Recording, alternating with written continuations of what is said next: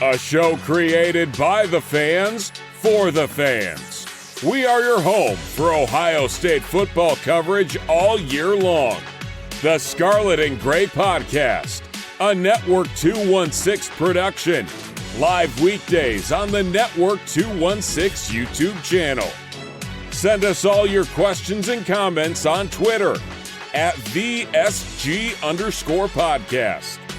Now, here are your hosts, Tyler Johnson, Jordan Dalton, and Nick Leisure.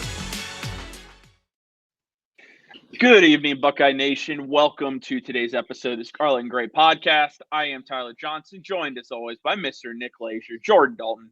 Gentlemen, how are you doing on this snowy evening? Doing well. Got a surprise episode. Not a pregame, preview, but we got some information and we'd like to go over it. I'm doing fine.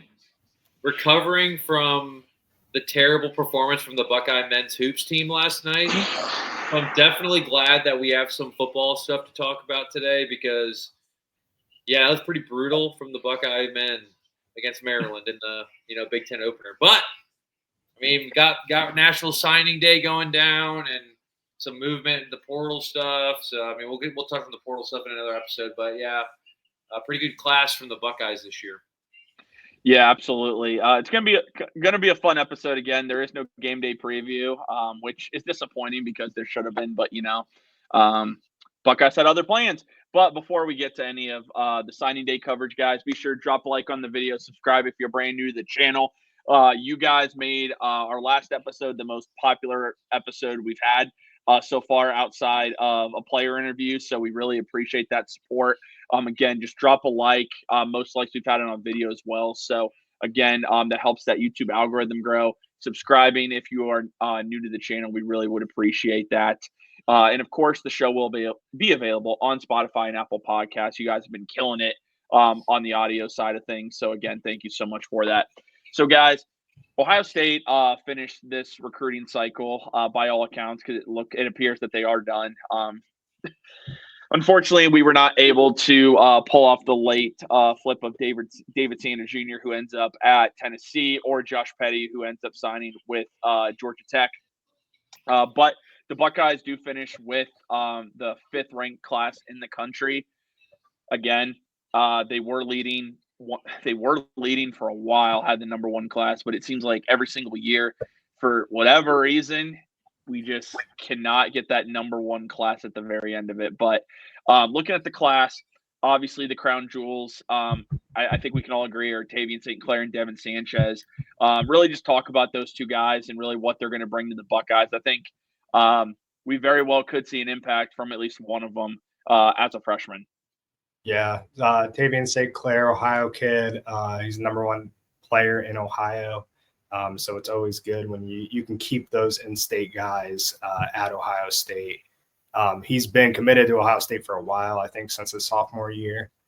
And he stayed true to that commitment. He verbaled and, he never wavered from that decision. He did kind of have a little bit of a sub-tweet, sub-comment on a couple of the guys that flipped their commitments last second.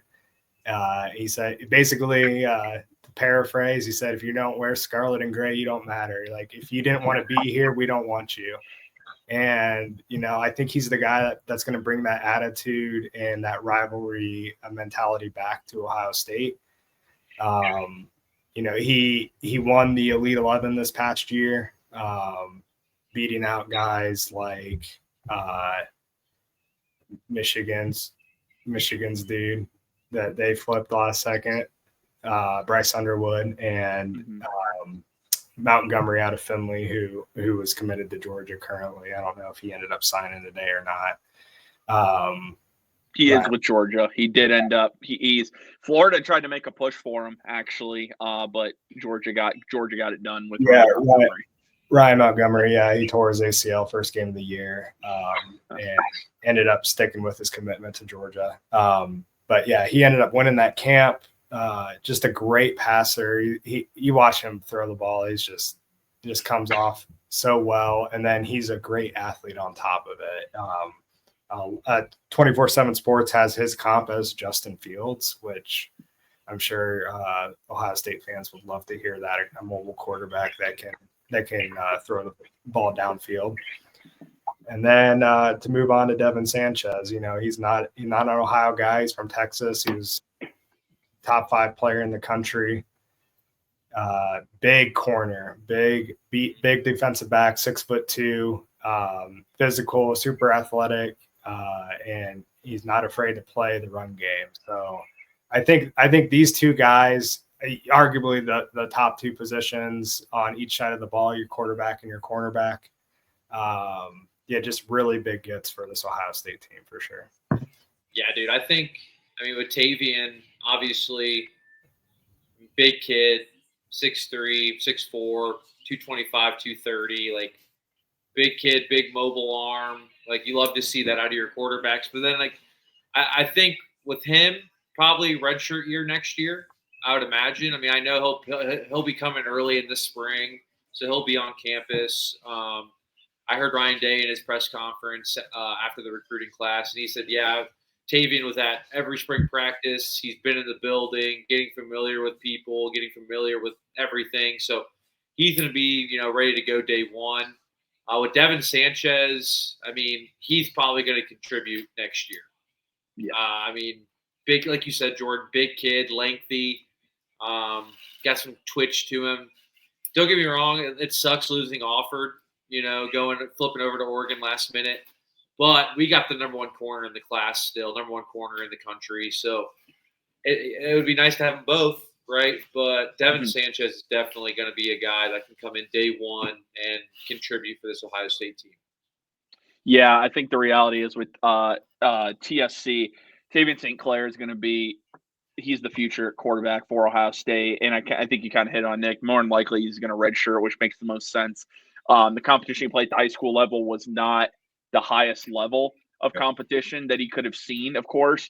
And I think it might be a little bit of an adjustment period for him, but he's got all the tools. I think what you like about him, when he committed to Ohio State, he was offered, he was only a 3-star recruit. Now he's one of the best players in the country. So what you see is a guy that consistently got better every single year. And sometimes you can't say that about recruits for whatever reason. Maybe they have a down year or the production isn't there, but it continuously went up with him, which is encouraging. And with Devin Sanchez, the reality is you are getting a Jeremiah Smith type of player at the cornerback position, and he will come in as a freshman, and he might not start because I do think that is very difficult to do, especially when you have Aaron Scott Jr. Out there. You're going to have Bryce West, Miles Lockhart. There's going to be Jermaine Matthews. Yeah, there's going to be a lot of competition there. Calvin Simpson-Hunt, if he does stay at Ohio State, again, that we'll see what happens with the transfer portal. But Devin Sanchez could come in, and he will play right away. He is that talented. But I think that's what you like to see there. And then kind of diving in a little bit on some of these other guys.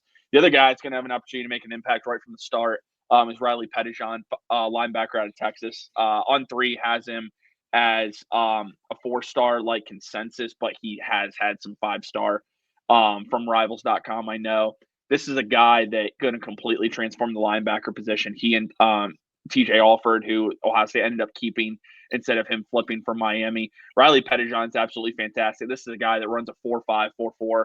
He's a ridiculous athlete, the linebacker position. I would say he is the top linebacker in the 2025 class. That's not biased. From what I've seen, he just flies all over the football field. He's consistently making plays. And the fact that James Laurinaitis in his first cycle as the linebacker, full-time linebacker coach, he probably has the best linebacker haul in the entire country. And he did a great job with Riley Pettijohn. So I think that's a great pickup. And you're talking about a guy who I believe will contribute as a freshman. Like he very well wouldn't even surprise me. I'm not saying this is going to happen. It wouldn't surprise me if he's getting starter reps at some point next year. He is that good of a football player. So I'm very excited about that. And it's easy to talk about Tavian St. Clair and Devin Sanchez, but I'm telling all of our listeners right now, Riley Pettijohn, it wouldn't surprise me if it would by sophomore year, he's one of the top linebackers, not only in the Big Ten in the country. He's just that type of athlete. So very excited to get him on campus. Who are some other guys from this class that you guys really like?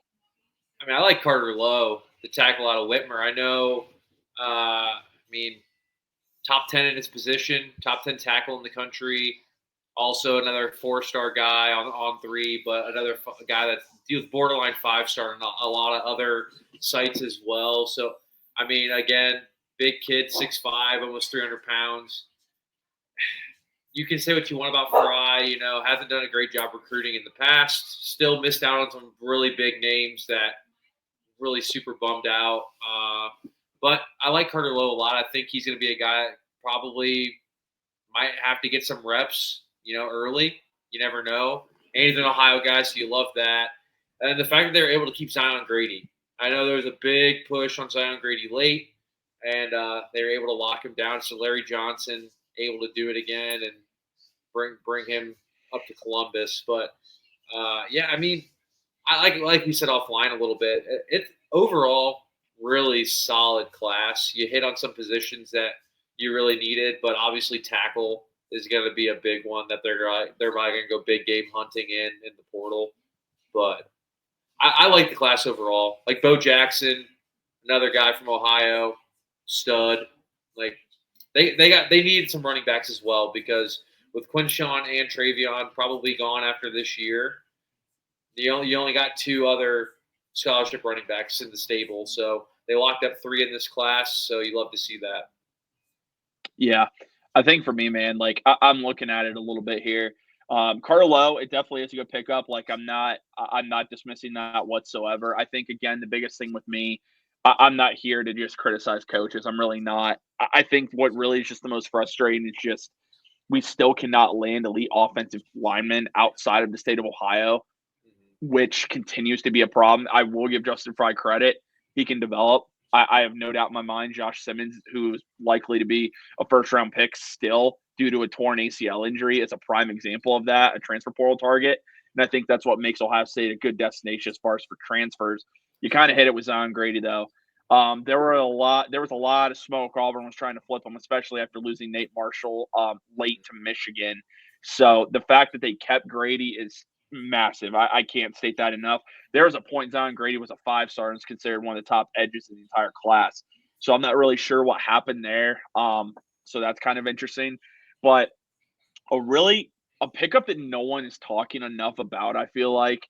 And mainly because he's just been so quiet ever since he committed. Hasn't gone anywhere. Hasn't even entertained going anywhere from a Buckeye from the get-go. And that's Fahim Delane, the safety out of Maryland. This is a guy who I think, honestly, could end up being the best safety in this class. He's a bigger body. I mean, he's 6'1", you could say 6'2", 210 pounds.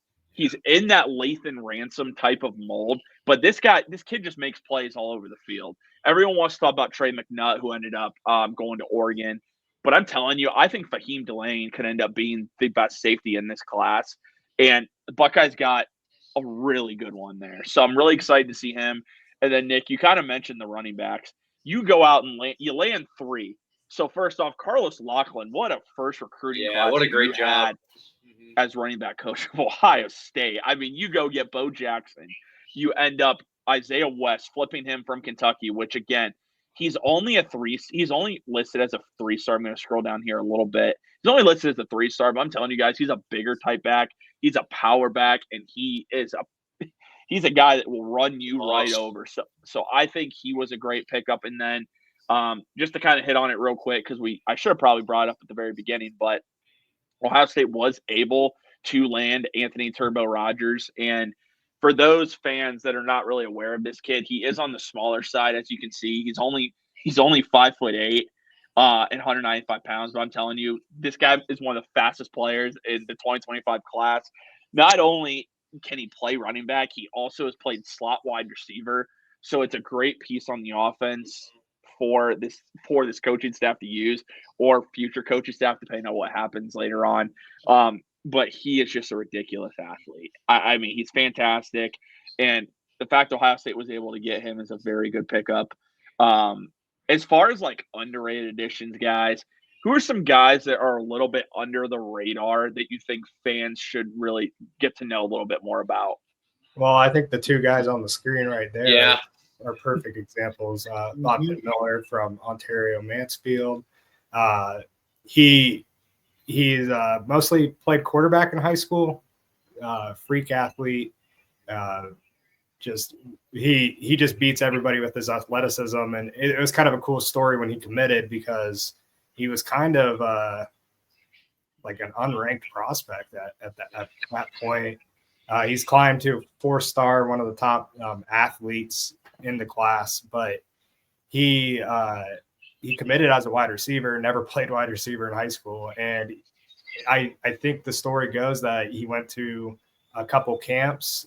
Brian Hartline got eyes on him, saw his frame, saw his athleticism, and he was just torching some of the best cornerback prospects in the class at this camp, and they were just blown away by the potential. So he was offered, and he could be a guy down the road that we're talking about as that like Marvin Harrison Jr. Type prospect for Ohio State. That's a big ask, but definitely has the athleticism and the potential for that. With him, I think I bet you he's a 5-year Buckeye. That's the type of kid that I feel like, he's adopted. He's adopted from Ethiopia, which is a really cool thing that not a lot of people might know. But yeah, I mean, adopted at a young age, came into Ontario, led his squad this year. He's a finalist for Mr. Ohio football. So, I mean, like you said, JD, just his athleticism. I mean, I've only seen him play a couple times, but I mean, he probably runs a 4.4, 40-yard dash. And like you said, his frame, 6'4", 180 pounds. It could definitely be a prospect. And then you also mentioned Nate Roberts there. I mean, that was one of the most recruited tight ends. Everyone was going after him early on, and Ohio State was able to stick with him and ended up signing another tight end too. So, yeah, I mean, like you said, JD, those two guys on the screen right there are probably two of the more underrated prospects that they brought in this class. Yeah, I would agree with that. And I would also say a couple of names that I would tell fans just to keep an eye on. First off, Ohio State did end up flipping UCLA commit Epi Cintalani from St. John Bosco out in California. This is a big pickup.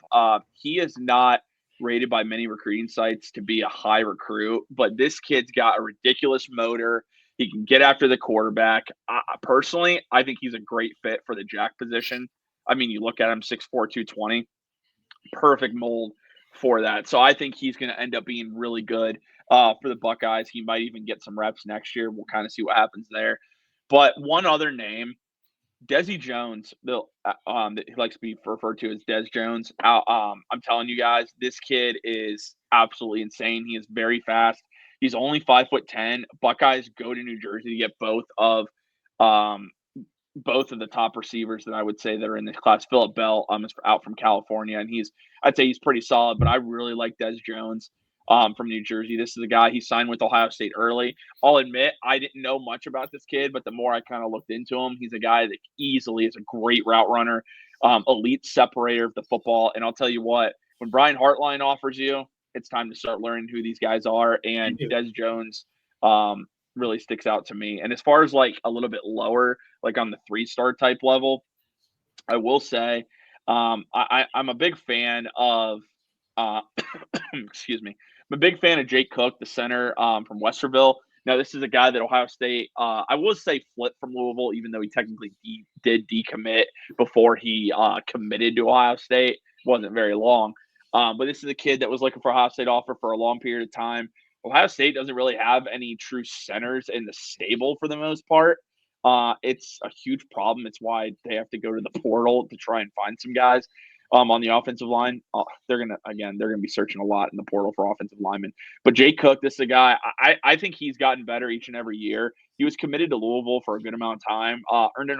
He kept camping at Ohio State, kept going to camps there, pretty much any chance he got, and he ended up getting that offer from the Buckeyes. And again, I think he has a great opportunity in front of him, and I really hope to see him succeed as a Buckeye. But before we wrap things up, guys, is there any other prospects you guys kind of wanted to hit on before we just kind of recap the list for everyone? No, man, I think we hit the big ones. Yeah. Okay. Yeah. Real quick, I just realized there is one that I did kind of forget to touch on because this ended up kind of being a bigger deal down the stretch. Ohio State was able to keep Quincy Porter, 4-star. He also has been a 5-star on some sites. Another wide receiver out of New Jersey. This guy's 6'4", 200 pounds. Penn State made a late run at him, but he ended up sticking with Ohio State. So that's a really big pickup. He is probably the crown jewel at wide receiver in this recruiting class. So great job by Hartline and the staff in order to keep him. But just kind of recapping the recruiting class a little bit, like I said, 5th nationally, 2nd in the Big Ten to Oregon. And here, Tavian St. Clair, 5-star quarterback. Devin Sanchez, 5-star corner. Quincy Porter, 4-star wide receiver. And again, these rankings are from On3. And there's 24/7 Sports, there's Rivals.com, there's ESPN, but we're using On3 for this. So it's like you wonder, like, well, this guy's actually technically a 5-star. For the sake of the site we're using, this is the ranking that they have. So Quincy Porter, wide receiver, 4-star recruit. Riley Pettijohn, 4-star linebacker. Carter Lowe, 4-star offensive tackle. Fahim Delane, my apologies, 4-star safety. Zion Grady, 4-star edge rusher. Bo Jackson, 4-star running back. He is listed as a running back now because that is what he'll play at Ohio State. It was originally listed as an athlete. Tavares Alford, I like TJ is what normally he goes by. TJ Alford, 4-star linebacker. Anthony Turbo Rogers, 4-star running back. Bogdan Miller, 4-star wide receiver. Nate Roberts, 4-star tight end. Phillip Bell, 4-star wide receiver. Epi Citalani, 4-star edge rusher. Brody Lennon, 4-star tight end. He was upgraded late by On3 as a 4-star. Des Jones, 4-star wide receiver. Javon McFadden, 4-star offensive lineman. Trajan Odom, 4-star defensive lineman. Maxwell Roy, 4-star defensive lineman. That's another guy real quick that he's battled through injuries throughout his high school career, but when he's been on the field, he's been a really ridiculous talent. And again, Ohio State going into that New Jersey pipeline that they've been building the last couple of years.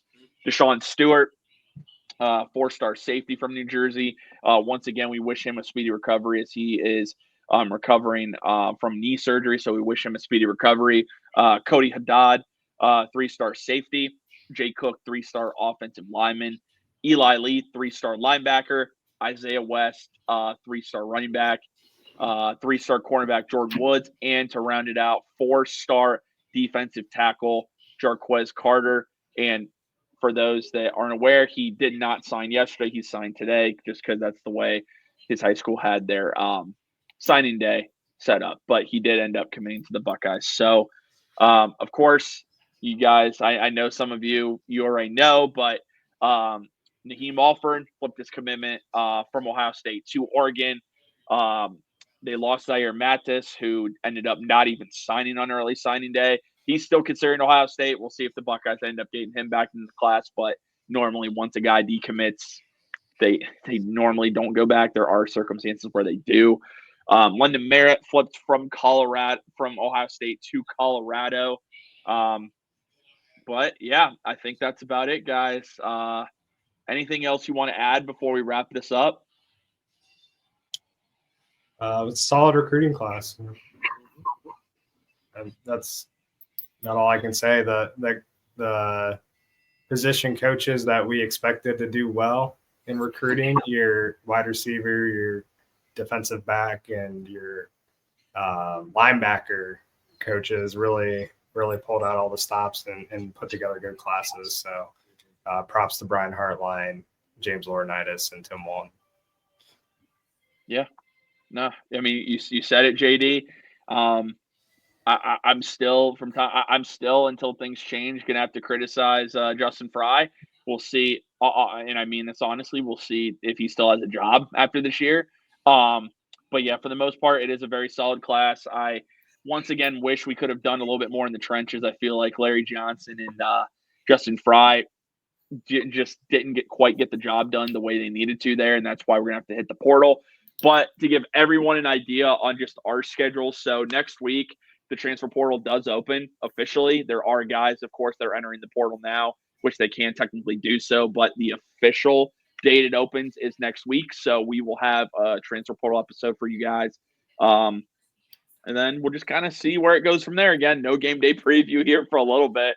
So maybe we'll do an episode on the college football playoff just bracket and talk about that a little bit. But I really appreciate everyone tuning in to this episode of the Scarlet and Gray podcast. Just as a reminder, guys, just if you would just take a quick second and drop a like onto the video, subscribe if you are brand new to the channel. We really appreciate all your support. Like I said, you guys have absolutely crushed it with our last episode, which we appreciate. We're going to even try and get some of the new Buckeyes, try and get them on the show for some interviews. So we'll keep you guys updated if any of that happens. But appreciate everyone's support. Talk to you guys all again soon. As always, go Buckeyes.